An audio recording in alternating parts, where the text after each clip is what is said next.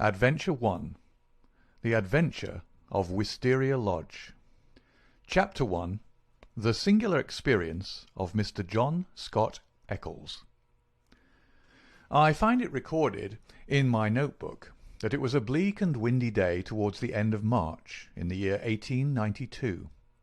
Holmes had received a telegram while we sat at our lunch, and he had scribbled a reply. He made no remark, but the matter remained in his thoughts, for he stood in front of the fire afterwards, with a thoughtful face, smoking his pipe, and casting an occasional glance at the message. Suddenly he turned upon me with a mischievous twinkle in his eyes. "I suppose, Watson, we must look upon you as a man of letters," said he. "How do you define the word grotesque?" "Strange, remarkable," I suggested.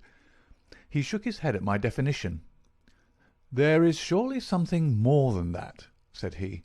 "Some underlying suggestion of the tragic and the terrible.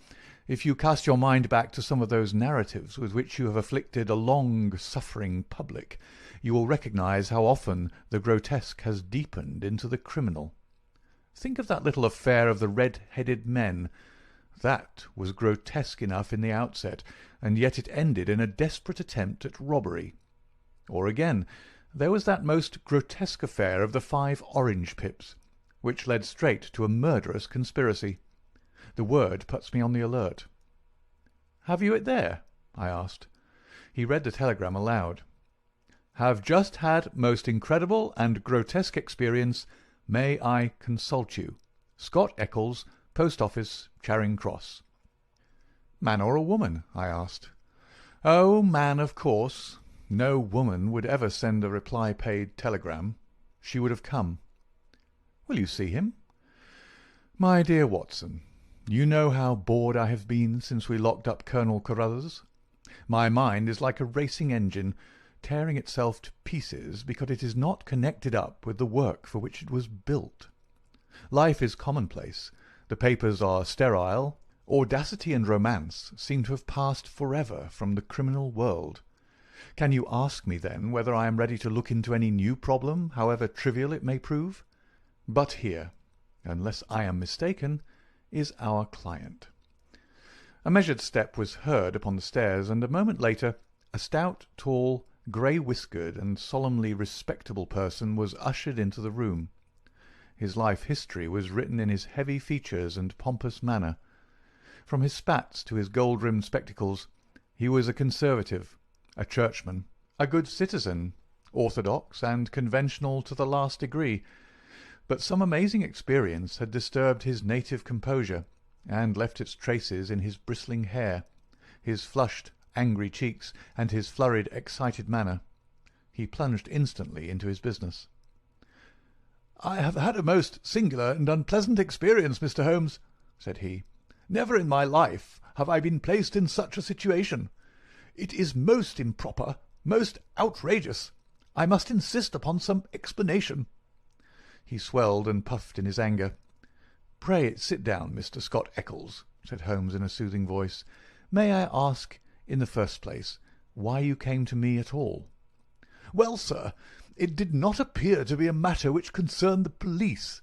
And yet, when you've heard the facts, you must admit that I would not leave it where it was. Private detectives are a class with whom I have absolutely no sympathy, but none the less, having heard your name—" "Quite so. But in the second place, why did you not come at once?" Holmes glanced at his watch. "It is 2:15, he said. "Your telegram was dispatched about 1, but no one can glance at your toilet and attire without seeing that your disturbance dates from the moment of your waking." Our client smoothed down his unbrushed hair and felt his unshaven chin. "You are right, Mr. Holmes.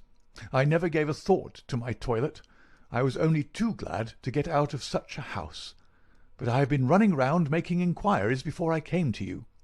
I went to the house agents, you know, and they said that Mr. Garcia's rent was paid up all right, and that everything was in order at Wisteria Lodge." "Come, come, sir," said Holmes, laughing. "You're like my friend Dr. Watson, who has a bad habit of telling his stories wrong end foremost. Please arrange your thoughts and let me know, in their due sequence, exactly what those events are which have sent you out unbrushed and unkempt, with dress boots and waistcoat buttoned awry, in search of advice and assistance." Our client looked down with a rueful face at his own unconventional appearance. "I'm sure it must look very bad, Mr. Holmes, and I'm not aware that in my whole life such a thing has ever happened before. But I will tell you the whole queer business, and when I have done so you will admit, I am sure, that there has been enough to excuse me." But his narrative was nipped in the bud. There was a bustle outside, and Mrs. Hudson opened the door to usher in two robust and official-looking individuals, one of whom was well known to us as Inspector Gregson of Scotland Yard, an energetic, gallant, and, within his limitations, a capable officer. He shook hands with Holmes, and introduced his comrade as Inspector Baines of the Surrey Constabulary. "We are hunting together, Mr. Holmes, and our trail lay in this direction." He turned his bulldog eyes upon our visitor. "Are you Mr. John Scott Eccles of Popham House, Lee?" "I am. We've been following you about all the morning." "You traced him through the telegram, no doubt," said Holmes. "Exactly, Mr. Holmes. We picked up the scent at Charing Cross Post Office and came on here." "But why did you follow me? What do you want?" "We wish a statement, Mr. Scott Eccles, as to the events which led up to the death last night of Mr. Aloysius Garcia of Wisteria Lodge near Esher." Our client had sat up with staring eyes, and every tinge of colour struck from his astonished face. "Dead? Did you say he was dead?" "Yes, sir, he's dead." "But how? An accident?" "Murder, if ever there was one upon earth." "Good God! This is awful. You don't mean that I'm suspected?" "A letter of yours was found in the dead man's pocket, and we know by it that you had planned to pass last night at his house." "So I did." "Oh, you did you?" Out came the official notebook. "Wait a bit, Gregson," said Sherlock Holmes. "All you desire is a plain statement, is it not?" "And it is my duty to warn Mr. Scott Eccles that it may be used against him." "Mr. Eccles was going to tell us about it when you entered the room, I think. Watson, a brandy and soda would do him no harm.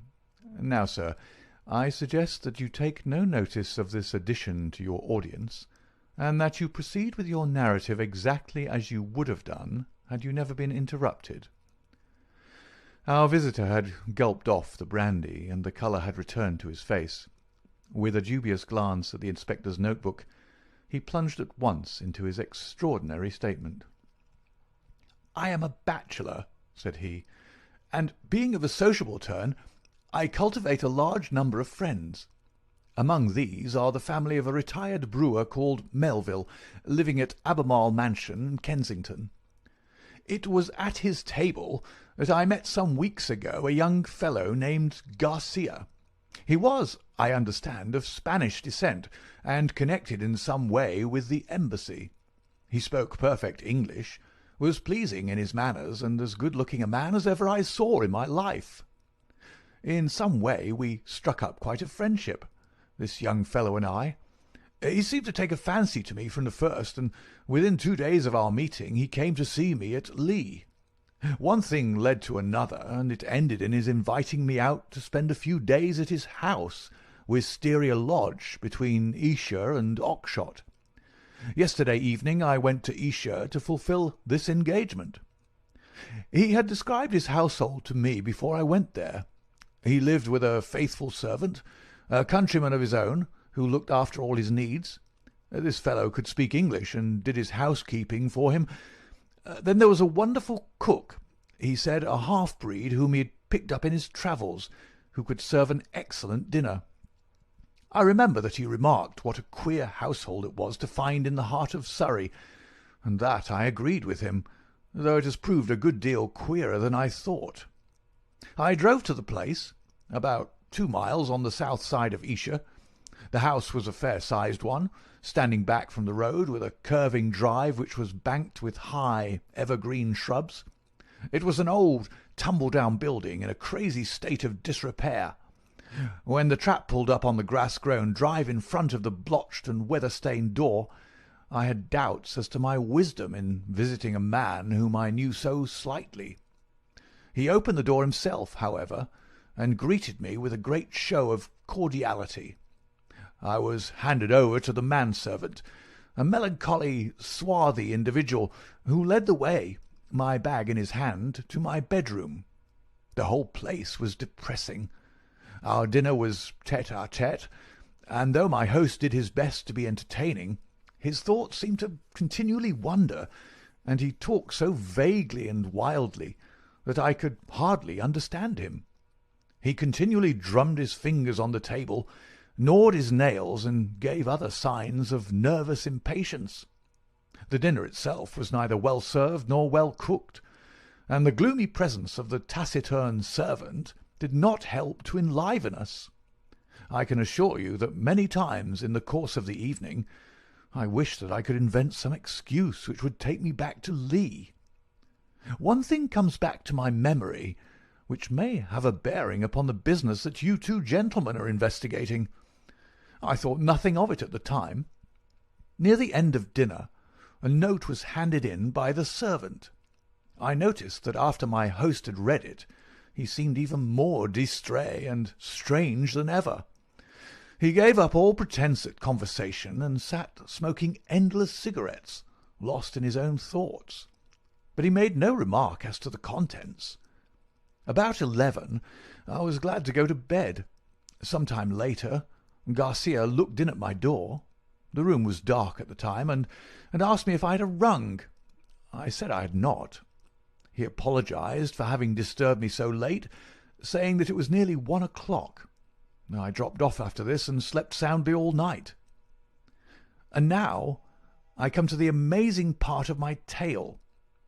When I woke it was broad daylight. I glanced at my watch, and the time was nearly 9. I had particularly asked to be called at 8, so I was very much astonished at this forgetfulness. I sprang up and rang for the servant. There was no response. I rang again and again, with the same result. Then I came to the conclusion that the bell was out of order. I huddled on my clothes and hurried downstairs in an exceedingly bad temper to order some hot water. You can imagine my surprise when I found that there was no one there. I shouted in the hall. There was no answer. Then I ran from room to room. All were deserted. My host had shown me which was his bedroom the night before, so I knocked at the door. No reply. I turned the handle and walked in. The room was empty, and the bed had never been slept in. He'd gone with the rest. The foreign host, the foreign footman, the foreign cook, all had vanished in the night. There was the end of my visit to Wisteria Lodge. Sherlock Holmes was rubbing his hands and chuckling as he added this bizarre incident to his collection of strange episodes. "Your experience is, so far as I know, perfectly unique," said he. "May I ask, sir, what you did then?" I was furious. My first idea was that I had been the victim of some absurd practical joke. I packed my things, banged the hall door behind me, and set off for Esher with my bag in my hand. I called at Allen Brothers, the chief land agents in the village, and found that it was from this firm that the villa had been rented. It struck me that the whole proceeding could hardly be for the purpose of making a fool of me, and that the main object must be to get out of the rent. It is late in March, so quarter-day is at hand. But this theory would not work. The agent was obliged to me for my warning, but told me that the rent had been paid in advance. Then I made my way to town and called at the Spanish embassy. The man was unknown there. After this I went to see Melville, at whose house I had first met Garcia, but I found that he really knew rather less about him than I did. Finally, when I got your reply to my wire, I came out to you, since I gather that you are a person who gives advice in difficult cases. But now, Mr. Inspector, I understand from what you said when you entered the room that you can carry the story on, and that some tragedy had occurred. I can assure you that every word I have said is the truth, and that, outside of what I have told you, I know absolutely nothing about the fate of this man. My only desire is to help the law in every possible way." "I'm sure of it, Mr. Scott Eccles, I'm sure of it," said Inspector Gregson in a very amiable tone. "I'm bound to say that everything which you've said agrees very closely with the facts as they've come to our notice. For example, there was that note which arrived during dinner. Did you chance to observe what became of it?" "Yes, I did. Garcia rolled it up and threw it into the fire." "What do you say to that, Mr. Baines?" The country detective was a stout, puffy red man whose face was only redeemed from grossness by two extraordinarily bright eyes, almost hidden behind the heavy creases of cheek and brow. With a slow smile he drew a folded and discoloured scrap of paper from his pocket. "It was a dog grate, Mr. Holmes, and he overpitched it. I picked this out, unburned from the back of it." Holmes smiled his appreciation. "You must have examined the house very carefully to find a single pellet of paper." "I did, Mr. Holmes. It's my way. Shall I read it, Mr. Gregson?" The Londoner nodded. "The note is written upon ordinary cream-laid paper without watermark. It is a quarter sheet. The paper is cut off in 2 snips with a short-bladed scissors. It's been folded over 3 times and sealed with purple wax, put on hurriedly and pressed down with some flat oval object. It is addressed to Mr. Garcia, Wisteria Lodge. It says, 'Our own colours, green and white. Green open, white shut. Main stair, 1st corridor, 7th right, green baize. Godspeed, D.' It is a woman's writing done with a sharp-pointed pen, but the address is either done with another pen or by someone else. It is thicker and bolder, as you see." "A very remarkable note," said Holmes, glancing it over. "I must compliment you, Mr. Baines, upon your attention to detail in your examination of it. A few trifling points might perhaps be added. The oval seal is undoubtedly a plain sleeve link. What else is of such a shape? The scissors were bent nail scissors. Short as the 2 snips are, you can distinctly see the same slight curve in each." The country detective chuckled. "I thought I had squeezed all the juice out of it, but I see there was a little over," he said. "I'm bound to say that I make nothing of the note except that there was something on hand, and that a woman, as usual, was at the bottom of it." Mr. Scott Eccles had fidgeted in his seat during this conversation. "I'm glad you found the note, since it corroborates my story," said he. "But I beg to point out that I have not yet heard what has happened to Mr. Garcia, nor what has become of his household." "As to Garcia," said Gregson, "that is easily answered. He was found dead this morning upon Oxshott Common, nearly a mile from his home. His head had been smashed to pulp by heavy blows of a sandbag or some such instrument, which had crushed rather than wounded. It is a lonely corner, and there is no house within a quarter of a mile of the spot. He had apparently been struck down first from behind, but his assailant had gone on beating him long after he was dead. It was a most furious assault. There are no footsteps, nor any clue to the criminals." "Robbed?"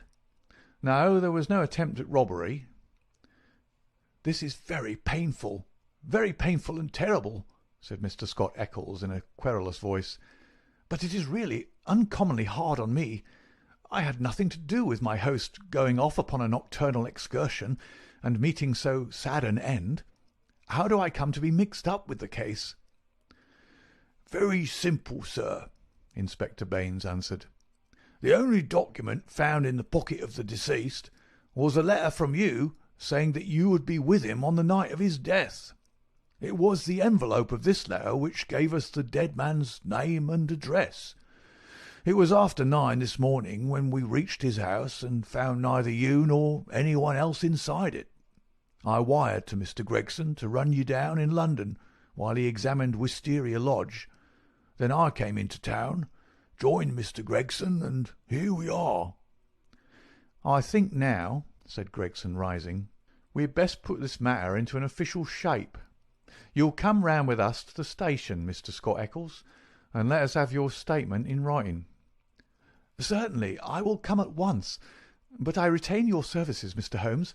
I desire you to spare no expense and no pains to get to the truth." My friend turned to the country inspector. "I suppose that you have no objection to my collaborating with you, Mr. Baines?" "Highly honoured, sir, I'm sure." "You appear to have been very prompt and businesslike in all that you have done. Was there any clue, may I ask, as to the exact hour that the man met his death?" "He'd been there since 1 o'clock. There was rain about that time, and his death had certainly been before the rain." "But that is perfectly impossible, Mr. Baines," cried our client. "His voice is unmistakable. I could swear to it that it was he who addressed me in my bedroom at that very hour." "Remarkable, but by no means impossible," said Holmes, smiling. "You have a clue?" asked Gregson. "On the face of it, the case is not a very complex one, though it certainly presents some novel and interesting features. A further knowledge of facts is necessary before I would venture to give a final and definite opinion.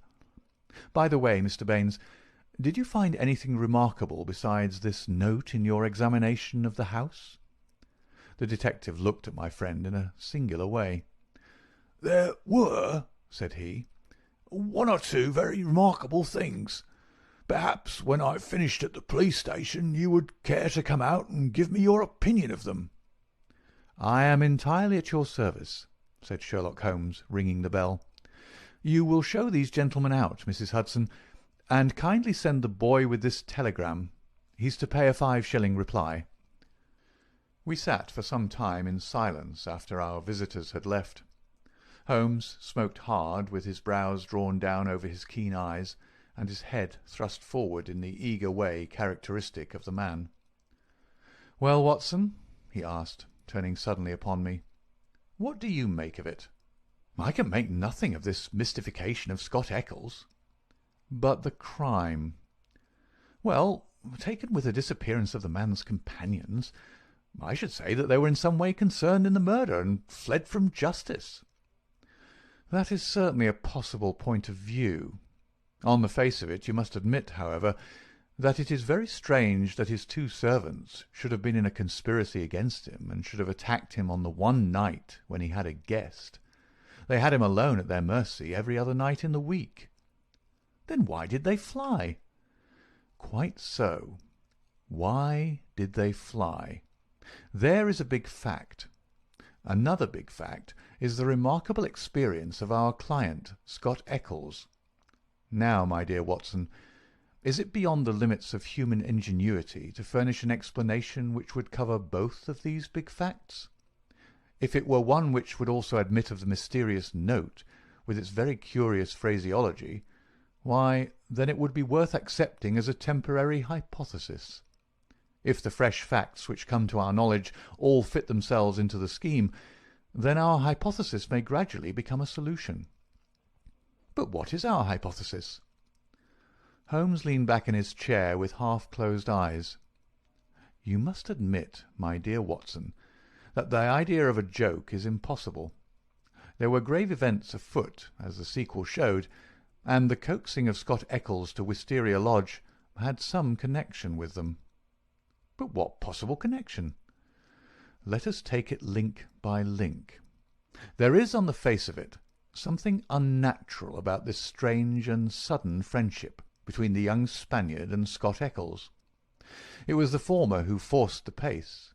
He called upon Eccles at the other end of London on the very day after he first met him, and he kept in close touch with him until he got him down to Esher.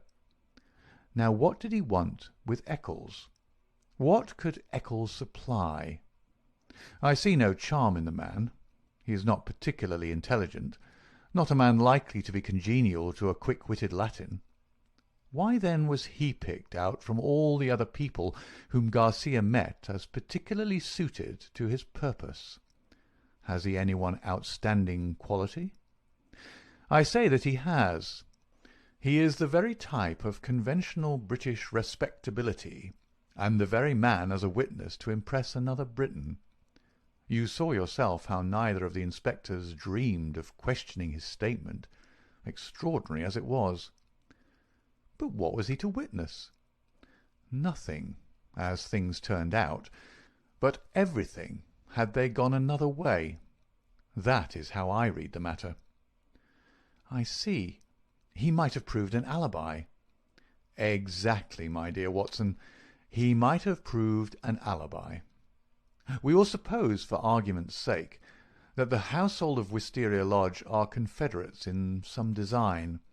The attempt, whatever it may be, is to come off, we will say, before 1 o'clock.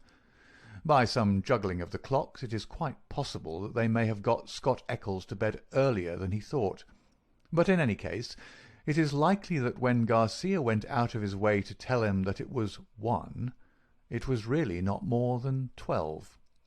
If Garcia could do whatever he had to do and be back by the hour mentioned, he had evidently a powerful reply to any accusation. Here was this irreproachable Englishman ready to swear in any court of law that the accused was in the house all the time. It was an insurance against the worst. Yes, I see that. But how about the disappearance of the others? I have not all my facts yet, but I do not think there are any insuperable difficulties. Still, it is an error to argue in front of your data. You find yourself insensibly twisting them round to fit your theories. And the message? How did it run? Our own colours, green and white. Sounds like racing. Green open, white shut. That is clearly a signal. Main stair, first corridor, 7th right, green baize. This is an assignation. We may find a jealous husband at the bottom of it all. It was clearly a dangerous quest. She would not have said Godspeed had it not been so. D. That should be our guide. The man was a Spaniard. I suggest that D stands for Dolores, a common female name in Spain. Good, Watson, very good, but quite inadmissible. A Spaniard would write to a Spaniard in Spanish. The writer of this note is certainly English. Well, we can only possess our soul in patience until this excellent inspector come back for us. Meanwhile, we can thank our lucky fate which has rescued us for a few short hours from the insufferable fatigues of idleness. An answer had arrived to Holmes's telegram before our Surrey officer had returned. Holmes read it and was about to place it in his notebook when he caught a glimpse of my expectant face. He tossed it across with a laugh. "We are moving in exalted circles," said he. The telegram was a list of names and addresses. Lord Harringby, the Dingle, Sir George Folliot, Oxshott Towers, Mr. Hines, J.P., Purdley Place, Mr. James Baker Williams, Forton Old Hall, Mr. Henderson, High Gable, Reverend Joshua Stone, Nether Walsling. "This is a very obvious way of limiting our field of operations," said Holmes. "No doubt Baines, with his methodical mind, has already adopted some similar plan." "I don't quite understand." "Well, my dear fellow, we have already arrived at the conclusion that the message received by Garcia at dinner was an appointment or an assignation. Now, if the obvious reading of it is correct, and in order to keep the tryst one has to ascend a main stair and seek the 7th door in a corridor, it is perfectly clear that the house is a very large one. It is equally certain that this house cannot be more than a mile or two from Oxshott, since Garcia was walking in that direction and hoped, according to my reading of the facts, to be back in Wisteria Lodge in time to avail himself of an alibi which would only be valid up to 1 o'clock.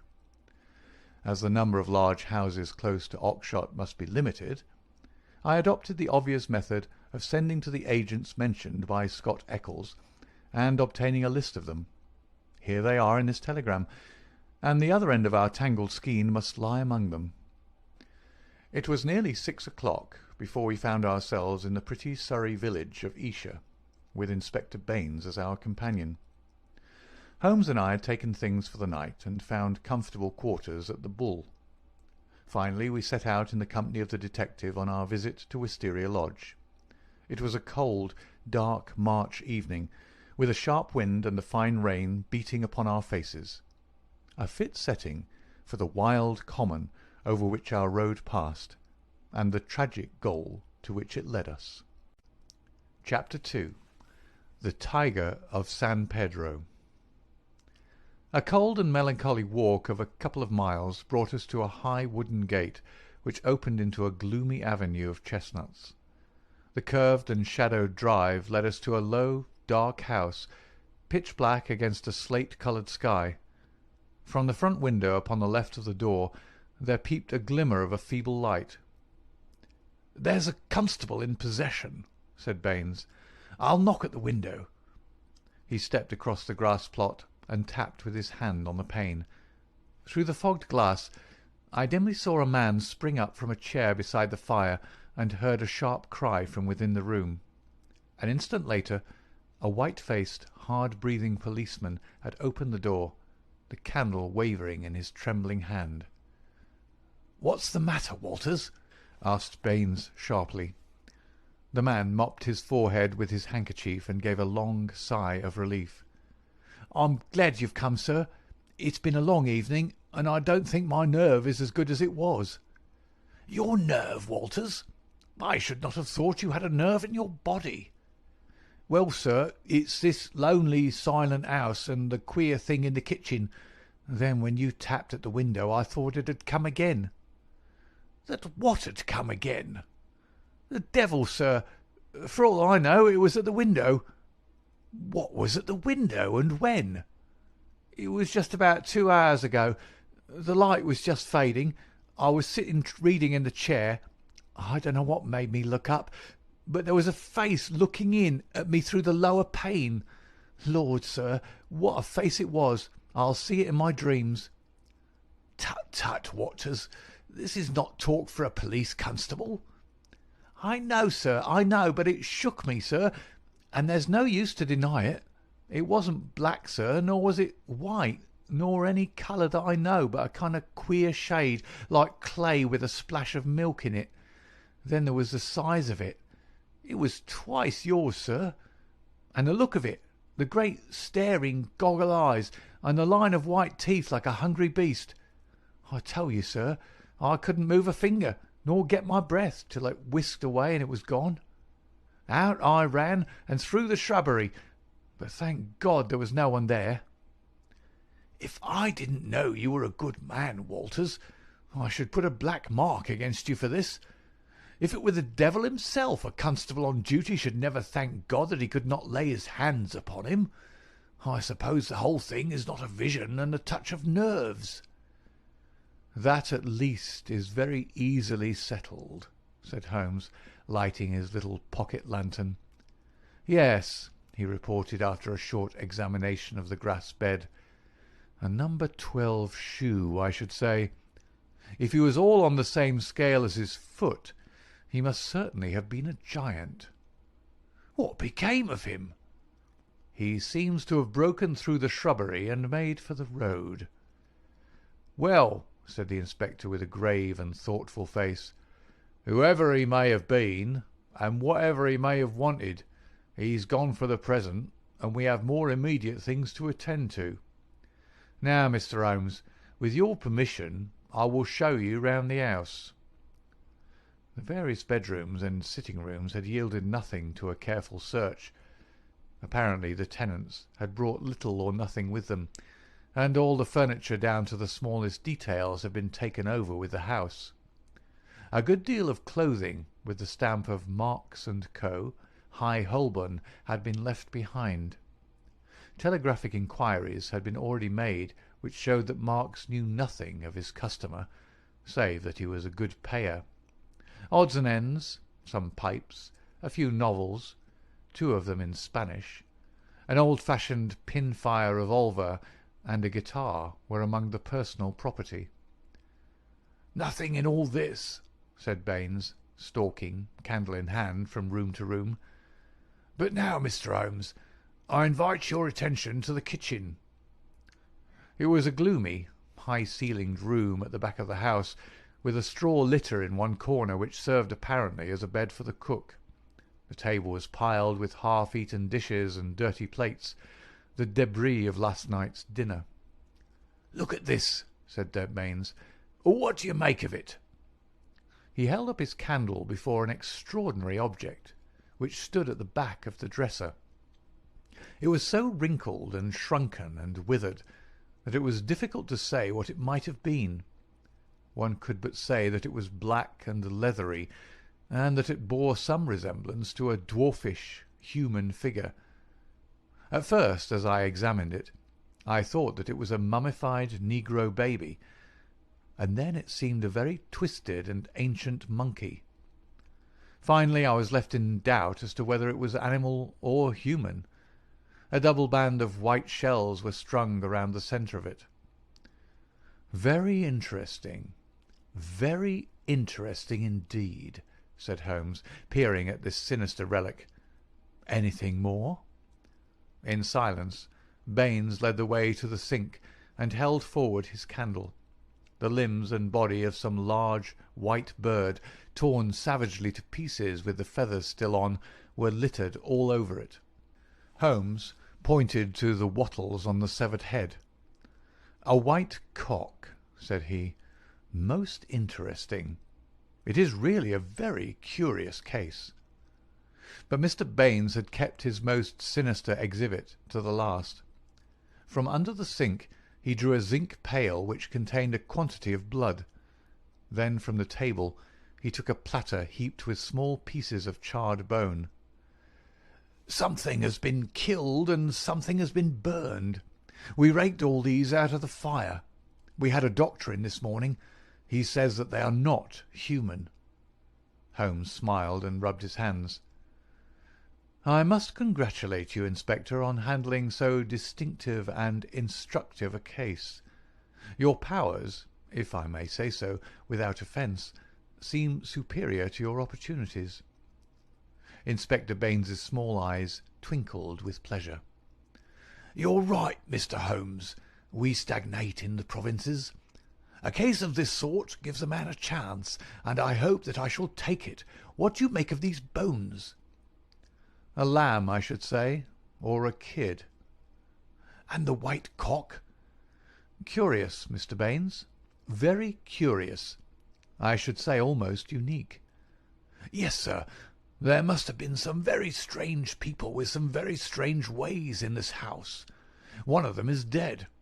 Did his companions follow him and kill him? If they did, we should have them, for every port is watched. But my own views are different. Yes, sir, my own views are very different." "You have a theory, then?" "And I'll work it myself, Mr. Holmes. It's only due to my own credit to do so. Your name is made. But I have still to make mine. I shall be glad to be able to say afterwards that I had solved it without your help." Holmes laughed good-humouredly. "Well, well, Inspector," said he. "Do you follow your path, and I will follow mine. My results are always very much at your service if you care to apply to me for them. I think that I have seen all that I wish in this house, and that my time may be more profitably employed elsewhere. Au revoir, and good luck." I could tell by numerous subtle signs, which might have been lost upon anyone but myself, that Holmes was on a hot scent. As impassive as ever to the casual observer, there were none the less a subdued eagerness and suggestion of tension in his brightened eyes and brisker manner, which assured me that the game was afoot. After his habit he said nothing, and after mine I asked no questions. Sufficient for me to share the sport and lend my humble help to capture without distracting that intent brain with needless interruption. All would come round to me in due time. I waited, therefore, but to my ever-deepening disappointment, I waited in vain. Day succeeded day, and my friend took no step forward. One morning he spent in town, and I learned from a casual reference that he had visited the British Museum. Save for this one excursion, he spent his days in long and often solitary walks, or in chatting with a number of village gossips whose acquaintance he had cultivated. "I'm sure, Watson, a week in the country will be invaluable to you," he remarked. "It is very pleasant to see the first green shoots upon the hedges and the catkins on the hazels once again. With a spud, a tin box, and an elementary book on botany, there are instructive days to be spent." He prowled about with this equipment himself, but it was a poor show of plants which he would bring back of an evening. Occasionally, in our rambles, we came across Inspector Baines. His fat red face wreathed itself in smiles, and his small eyes glittered as he greeted my companion. He said little about the case, but from that little we gathered that he also was not dissatisfied at the course of events. I must admit, however, that I was somewhat surprised when, some 5 days after the crime, I opened my morning paper to find in large letters, "The Oxshott Mystery, a Solution. Arrest of supposed assassin." Holmes sprang in his chair as if he had been stung when I read the headlines. "By Jove!" he cried. "You don't mean that Baines has got him?" "Apparently," said I as I read the following report. "Great excitement was caused in Esher and the neighbouring district when it was learned late last night that an arrest had been effected in connection with the Oxshott murder. It will be remembered that Mr. Garcia of Wisteria Lodge was found dead on Oxshott Common, his body showing signs of extreme violence, and that on the same night his servant and his cook fled, which appeared to show their participation in the crime. It was suggested, but never proved, that the deceased gentleman may have had valuables in the house, and that their abstraction was the motive of the crime. Every effort was made by Inspector Baines, who has the case in hand, to ascertain the hiding-place of the fugitives, and he had good reason to believe that they had not gone far, but were lurking in some retreat which had been already prepared. It was certain from the first, however, that they would eventually be detected, as the cook, from the evidence of one or two tradespeople who have caught a glimpse of him through the window, was a man of most remarkable appearance, being a huge and hideous mulatto, with yellowish features of a pronounced negroid type. This man has been seen since the crime, for he was detected and pursued by Constable Walters on the same evening when he had had the audacity to revisit Wisteria Lodge. Inspector Baines, considering that such a visit must have some purpose in view, and was likely, therefore, to be repeated, abandoned the house, but left an ambuscade in the shrubbery. The man walked into the trap, and was captured last night after a struggle in which Constable Downing was badly bitten by the savage. We understand that when the prisoner is brought before the magistrates, a remand will be applied for by the police, and that great developments are hoped from his capture. "Really, we must see Baines at once," cried Holmes, picking up his hat. "We will just catch him before he starts." We hurried down the village street, and found, as we had expected, that the inspector was just leaving his lodgings. "You've seen the paper, Mr. Holmes?" he asked, holding one out to us. "Yes, Baines, I've seen it. Pray don't think it a liberty if I give you a word of friendly warning." "Of warning, Mr. Holmes?" "I have looked into this case with some care, and I am not convinced that you are on the right lines. I don't want you to commit yourself too far unless you are sure." "You're very kind, Mr. Holmes." "I assure you I speak for your good." It seemed to me that something like a wink quivered for an instant over one of Mr. Baines's tiny eyes. "We agreed to work on our own lines, Mr. Holmes. That's what I'm doing."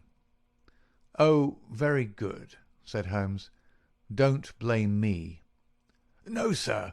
I believe you mean well by me, but we all have our own systems, Mr. Holmes. You have yours, and maybe I have mine." "Let us say no more about it." "You're welcome always to my news. This fellow is a perfect savage, as strong as a cart-horse and as fierce as the devil.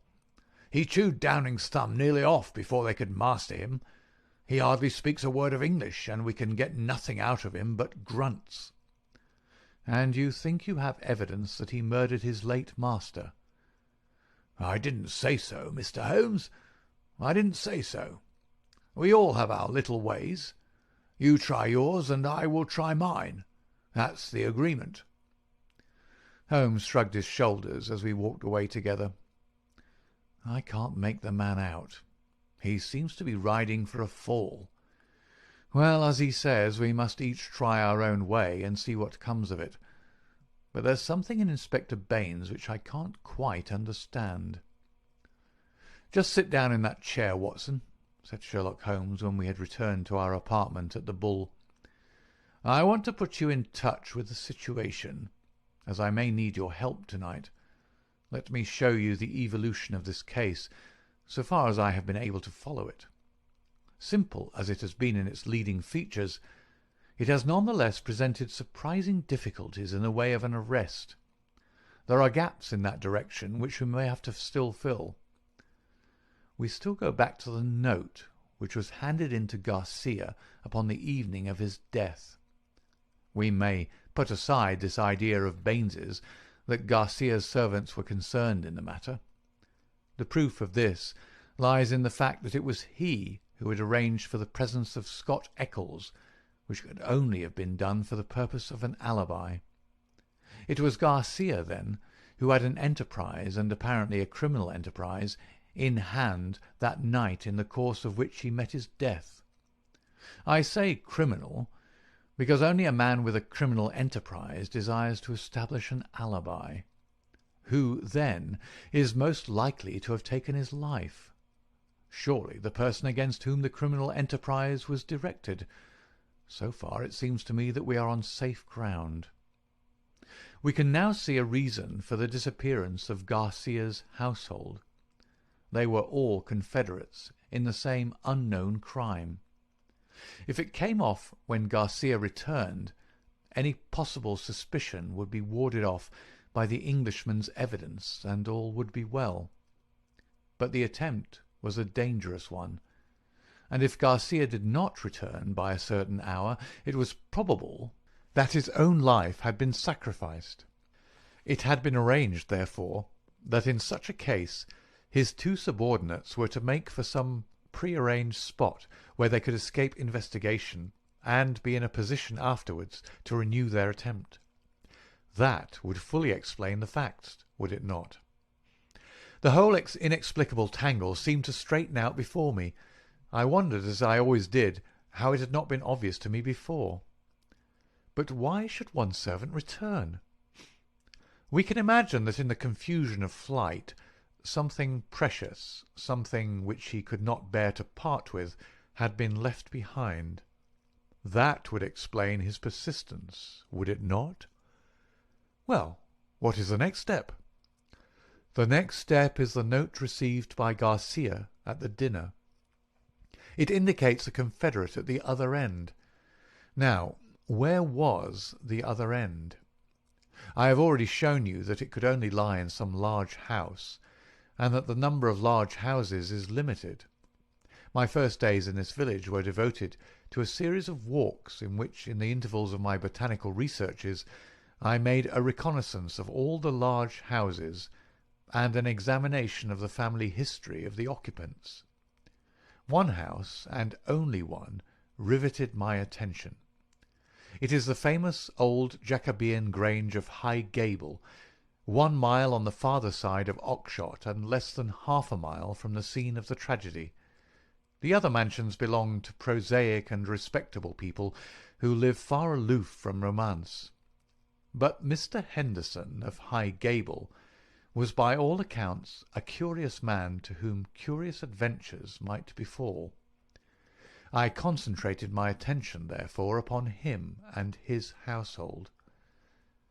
A singular set of people, Watson.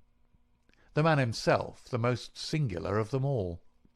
I managed to see him on a plausible pretext, but I seemed to read in his dark, deepest, brooding eyes that he was perfectly aware of my true business. He is a man of 50, strong, active, with iron-grey hair, great bunched black eyebrows, the step of a deer and the air of an emperor. A fierce, masterful man, with a red-hot spirit behind his parchment face. He is either a foreigner or has lived long in the tropics, for he is yellow and sapless, but tough as whipcord. His friend and secretary, Mr. Lucas, is undoubtedly a foreigner, chocolate-brown, wily, suave and cat-like, with a poisonous gentleness of speech. You see, Watson, we have come already upon 2 sets of foreigners, one at Wisteria Lodge and one at High Gable. So our gaps are beginning to close. These 2 men, close and confidential friends, are the centre of the household. But there is one other person who for our immediate purpose may be even more important. Henderson has 2 children, girls of 11 and 13. Their governess is a Miss Burnett, an Englishwoman of 40 or thereabouts.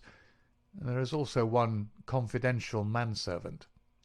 This little group forms the real family, for they travel about together, and Henderson is a great traveller, always on the move. It is only within the last weeks that he has returned after a year's absence to High Gable.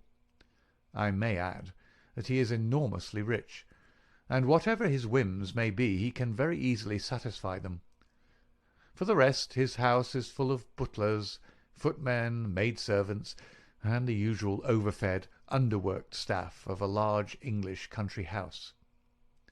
So much I learned partly from village gossip, and partly from my own observation. There are no better instruments than discharged servants with a grievance, and I was lucky enough to find one. I call it luck, but it would not have come my way had I not been looking out for it. As Baines remarks, we all have our systems. It was my system which enabled me to find John Warner, late gardener of High Gable, sacked in a moment of temper by his imperious employer. He in turn had friends among the indoor servants, who unite in their fear and dislike of their master. So I had my key to the secrets of the establishment. Curious people, Watson. I don't pretend to understand it all yet, but very curious people anyway. It's a double-winged house, and the servants live on one side, the family on the other.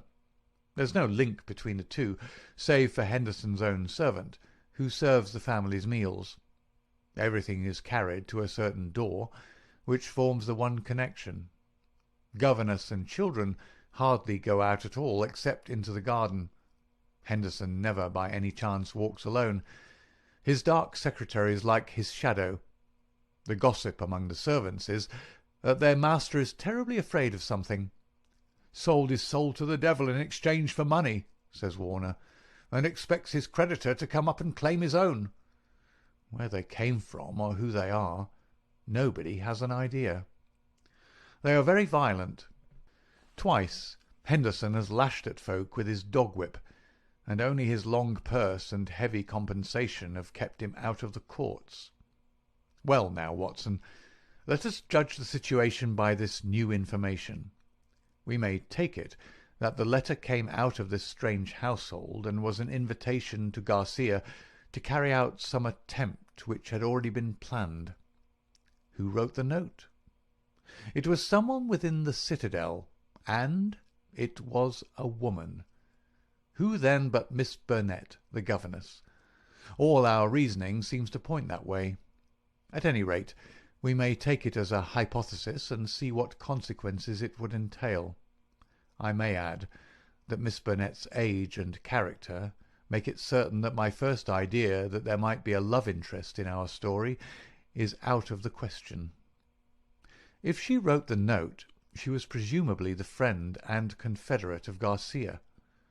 What, then, might she be expected to do if she heard of his death?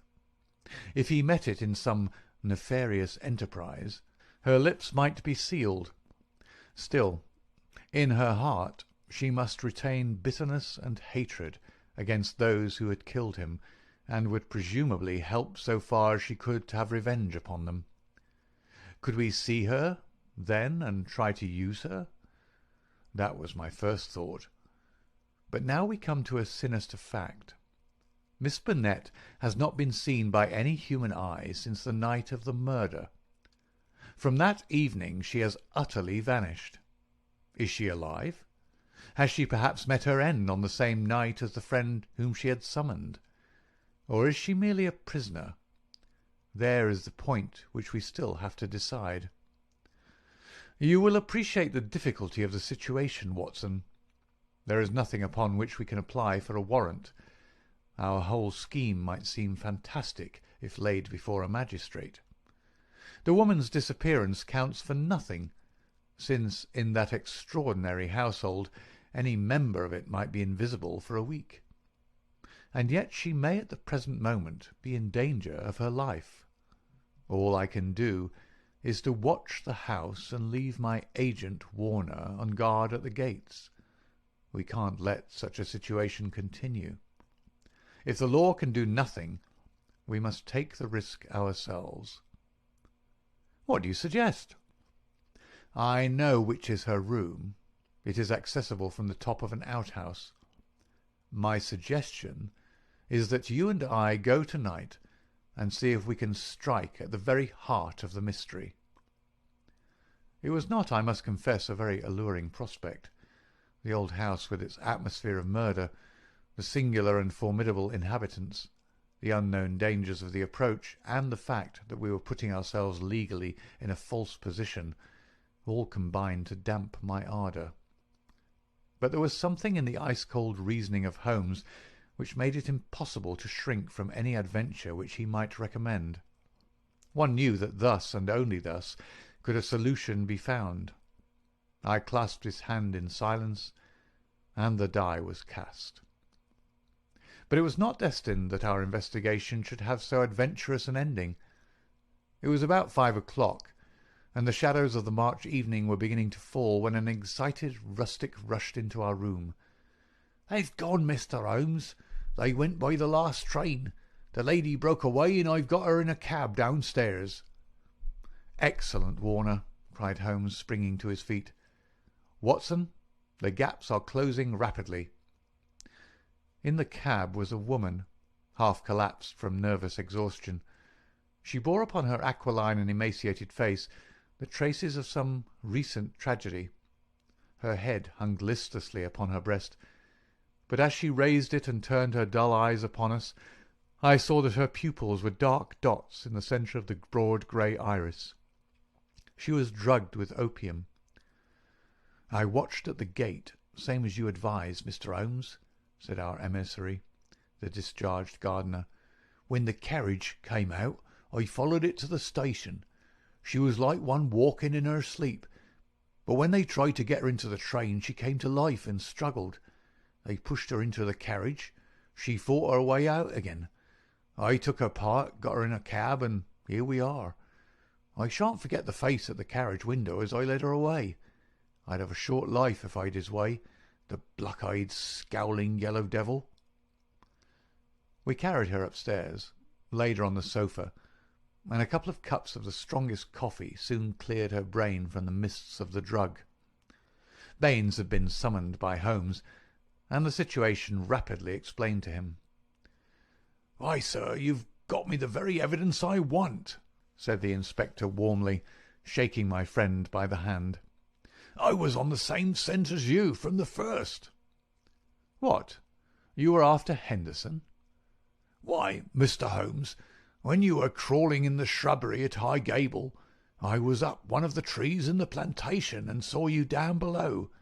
It was just who would get his evidence first." "Then why did you arrest the mulatto?" Baines chuckled.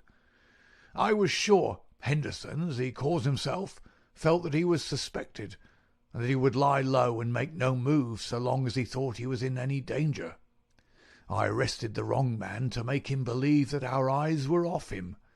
I knew he'd be likely to clear off then and give us a chance of getting at Miss Burnett." Holmes laid his hand upon the inspector's shoulder. "You will rise high in your profession. You have instinct and intuition," said he. Baines flushed with pleasure. "I've had plainclothes man waiting at the station all the week. Wherever the High Gable folk go, he will keep them in sight. But he must have been hard put to it when Miss Burnett broke away. However, your man picked her up, and it was all ends well. We can't arrest without her evidence, that is clear, so the sooner we get a statement, the better." "Every minute she gets stronger," said Holmes, glancing at the governess. "But tell me, Baines, who is this man Henderson?" "Henderson," the inspector answered, "is Don Murillo, once called the Tiger of San Pedro." The Tiger of San Pedro. The whole history of the man came back to me in a flash. He had made his name as the most lewd and bloodthirsty tyrant that had ever governed any country with a pretence to civilization. Strong, fearless, and energetic, he had sufficient virtue to enable him to impose his odious vices upon a cowering people for 10 or 12 years. His name was a terror through all Central America. At the end of that time there was a universal rising against him. But he was as cunning as he was cruel, and at the first whisper of coming trouble he had secretly conveyed his treasures aboard a ship which was manned by devoted adherents. It was an empty palace which was stormed by the insurgents next day. The dictator, his 2 children, his secretary, and his wealth had all escaped them. From that moment he had vanished from the world, and his identity had been a frequent subject for comment in the European press. "Yes, sir, Don Murillo, the Tiger of San Pedro," said Baines. "If you look it up, you will find that the San Pedro colours are green and white, same as in the note, Mr. Holmes. Henderson he called himself, but I traced him back, Paris and Rome and Madrid to Barcelona, where his ship came in '86. They've been looking for him all the time for their revenge, but it is only now that they have begun to find him out." "They discovered him a year ago," said Miss Burnett, who had sat up and was now intently following the conversation. "Once already his life has been attempted, but some evil spirit shielded him. Now again it is the noble chivalrous Garcia who has fallen, while the monster goes safe. But another will come, and yet another, until some day justice will be done. That is as certain as the rise of tomorrow's sun." Her thin hands clenched, and her worn face blanched with the passion of her hatred. "But how come you into this matter, Miss Burnett?" asked Holmes. "How can an English lady join in such a murderous affair?" "I join in it because there is no other way in the world by which justice can be gained. What does the law of England care for the rivers of blood shed years ago in San Pedro, or for the shipload of treasure which this man has stolen? To you they are like crimes committed in some other planet. But we know. We have learned the truth in sorrow and in suffering. To us there is no fiend in hell like Juan Murillo, and no peace in life while his victims still cry for vengeance." "No doubt," said Holmes. "He was, as you say. I have heard that he was atrocious. But how are you affected?" "I will tell you it all. This villain's policy was to murder, on one pretext or another, every man who showed such promise that he might in time come to be a dangerous rival. My husband, yes, my real name is Signora Victoro Durando, was the San Pedro minister in London. He met me and married me there. A nobler man never lived upon earth. Unhappily, Murillo heard of his excellence, recalled him on some pretext, and had him shot. With a premonition of his fate, he had refused to take me with him. His estates were confiscated, and I was left with a pittance and a broken heart. Then came the downfall of the tyrant. He escaped, as you have just described, but the many whose lives he had ruined, whose nearest and dearest had suffered torture and death at his hands, would not let the matter rest.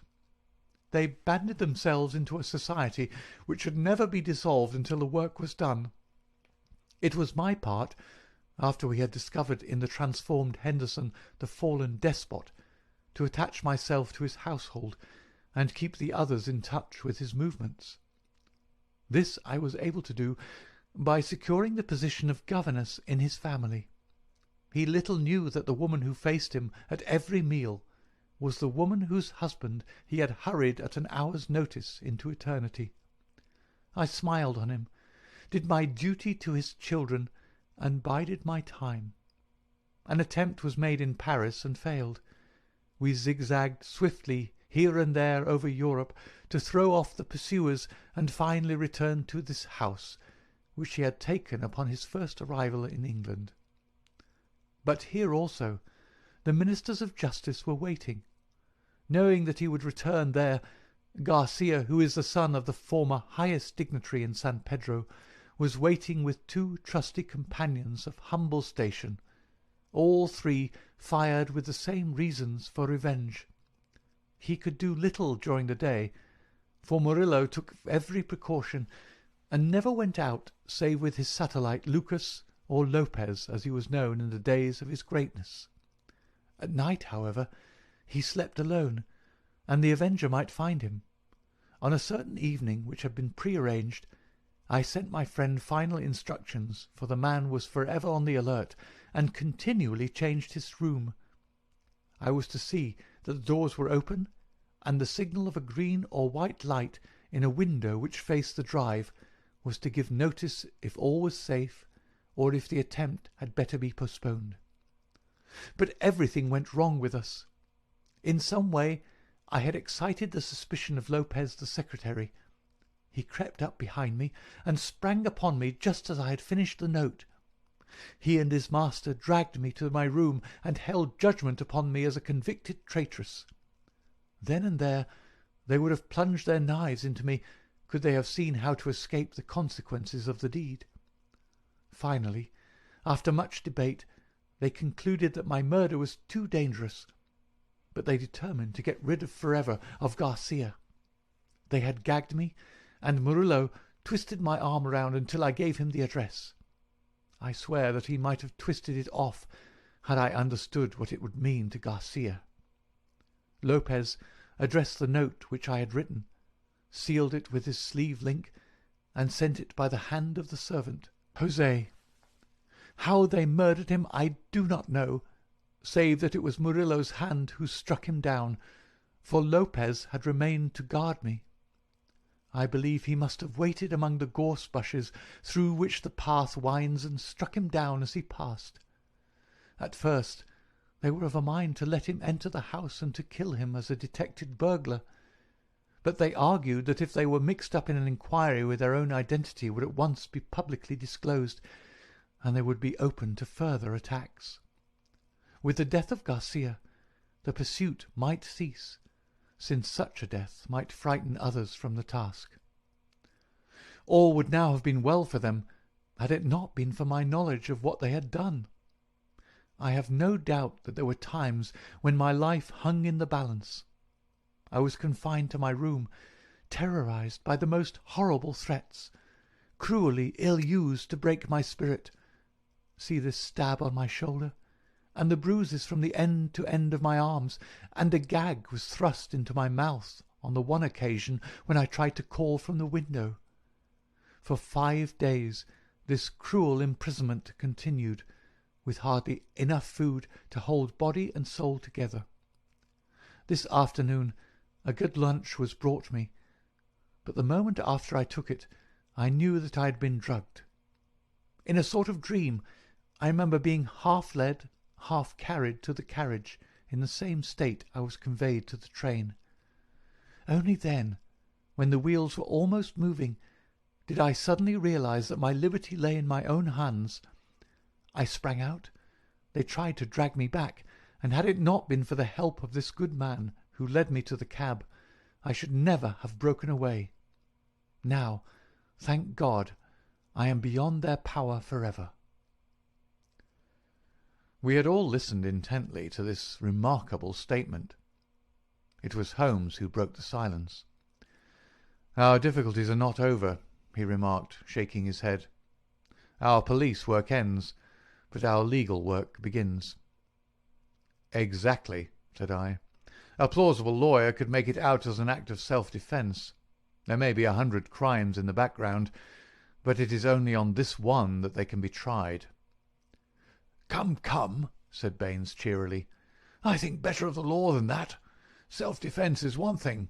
To entice a man in cold blood with the object of murdering him is another, whatever danger you may fear from him. No, we shall all be justified when we see the tenants of High Gable at the next Guildford Assizes." It is a matter of history, however, that a little time was still to elapse before the tiger of San Pedro should meet with his deserts. Wily and bold, he and his companion threw their pursuer off their track by entering a lodging-house in Edmonton Street and leaving by the back gate into Curzon Square. From that day they were seen no more in England. Some 6 months afterwards, the Marquis of Montlava and Signor Rulli, his secretary, were both murdered in their rooms at the Hotel Escurial at Madrid. The crime was ascribed to nihilism, and the murderers were never arrested. Inspector Baines visited us at Baker Street with a printed description of the dark face of the secretary and of the masterful features, the magnetic black eyes, and the tufted brows of his master. We could not doubt that justice, if belated, had come at last. "A chaotic case, my dear Watson," said Holmes over an evening pipe. "It will not be possible for you to present in that compact form which is dear to your heart. It covers 2 continents, concerns 2 groups of mysterious persons, and is further complicated by the highly respectable presence of our friend Scott Eccles, whose inclusion shows me that the deceased Garcia had a scheming mind and a well-developed instinct of self-preservation. It is remarkable only for the fact that amid a perfect jungle of possibilities we, with our worthy collaborator the inspector, have kept our close hold on the essentials, and so been guided along the crooked and winding path. Is there any point which is not quite clear to you?" "The object of the mulatto cook's return." "I think that the strange creature in the kitchen may account for it. The man was a primitive savage from the backwoods of San Pedro, and this was his fetish. When his companion, and he had fled to some prearranged retreat, already occupied, no doubt, by a confederate, the companion had persuaded him to leave so compromising an article of furniture. But the mulatto's heart was with it, and he was driven back to it next day, when, on reconnoitring through the window, he found Policeman Walters in possession. He waited 3 days longer, and then his piety or his superstition drove him to try once more. Inspector Baines, who with his usual astuteness had minimized the incident before me, had really recognized its importance and had left a trap into which the creature walked. Any other point, Watson?" "The torn bird, the pail of blood, the charred bones, all the mystery of that weird kitchen." Holmes smiled as he turned up an entry in his notebook. "I spent a morning in the British Museum reading up on that and other points. Here is a quotation from Eckermann's Voodooism and the Negroid Religions. The true voodoo worshipper attempts nothing of importance without certain sacrifices which are intended to propitiate his unclean gods. In extreme cases, these rites take the form of human sacrifices followed by cannibalism. The more usual victims are a white cock, which is plucked in pieces alive, or a black goat whose throat is cut and body burned. So you see our savage friend was very orthodox in his ritual. It is grotesque, Watson," Holmes added, as he slowly fastened his notebook. "But as I have had occasion to remark, there is but one step from the grotesque to the horrible." End of Chapter 2 and Adventure 1 of his last band.